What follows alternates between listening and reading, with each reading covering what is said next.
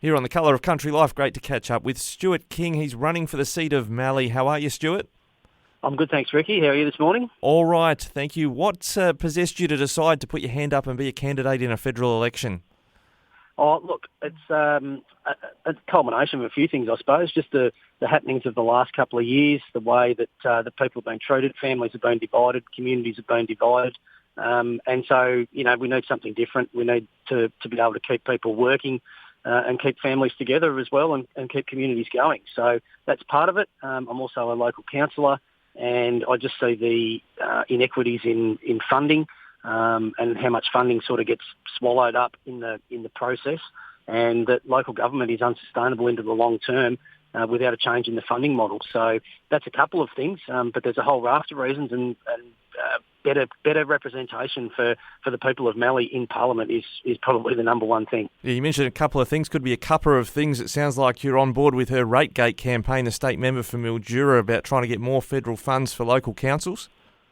Yeah, look, whether it's Ali's campaign or I think there's more people on board as well, but it's about local government just doesn't have enough money to do what they're expected to do.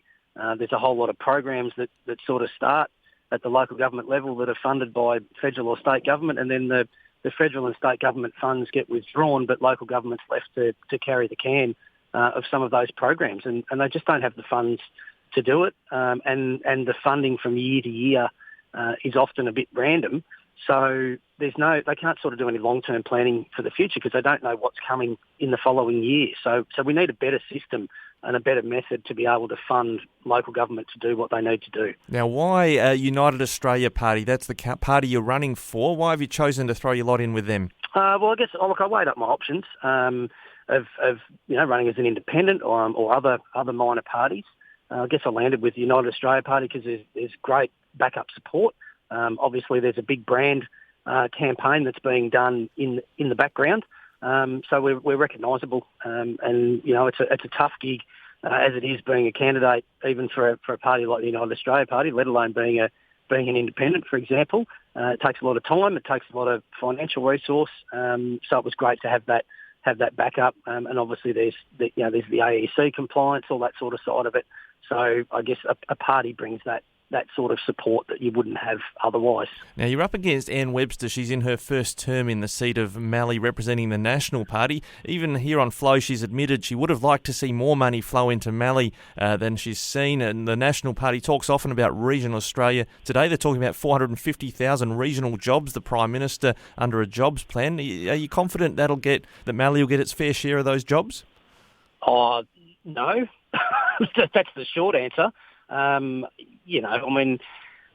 Look, let's face it, regional Australia is a very big place, but typically we've seen in the past when money or programs are announced for regional Australia, for some reason it doesn't seem to flow into Mallee. Now, whether that's just because it's a safe seat, I don't know, or whether it's just that they genuinely don't care about Northwest Victoria. Yeah, and that's the challenge really, is that we've seen this tree change or whatever, particularly in Victoria. People have left Melbourne in droves and head out to regional centres to live, to get away from lockdowns and maybe have a bit more clear air. But, are we seeing the resulting funding flowing to your councils like you talk about and local communities in the northwest of Victoria? Not in. I've been a councillor since November 20, but certainly haven't seen it particularly much since then. So, There've been various programs that have been, COVID related and that sort of thing, but not long term funding for local government, for example, or for the region in general. It's a huge, like the Mallee electorate's huge just in itself. Roads, rail, healthcare, education. We've got to provide all those pieces of infrastructure and services. And there's just not enough money to do it, and it just doesn't seem to flow to the Mallee. Well, the Coalition seems to have found over $5 billion to pay for a dam at Hell's Gate, northwest of Townsville. Why don't they pay, for instance, for the stump up the cost for the Murray Basin Rail project to get that happening in Mallee? Well, that's a very good question. Maybe there's not enough votes in it. I don't know, but that again, that's a nation building project. The Murray Basin Rail project. It's something that's really, really critical to the produce that comes out of the Mallee. I mean, I think at last count the grains industry in the Mallee was worth $1.5 billion or $2 billion, something like that. Plus we've got all the, obviously now we've got all the almond plantations, heaps of horticulture. We've got hay processing facilities.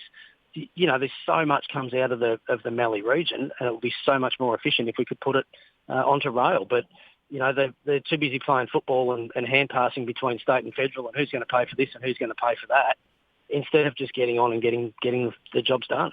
Well, Stuart, we've got a good 20-odd days till the federal election. We look forward to hearing more from you leading up to that. Thanks for joining us today on Flow. No worries. I look forward to talking to you again soon.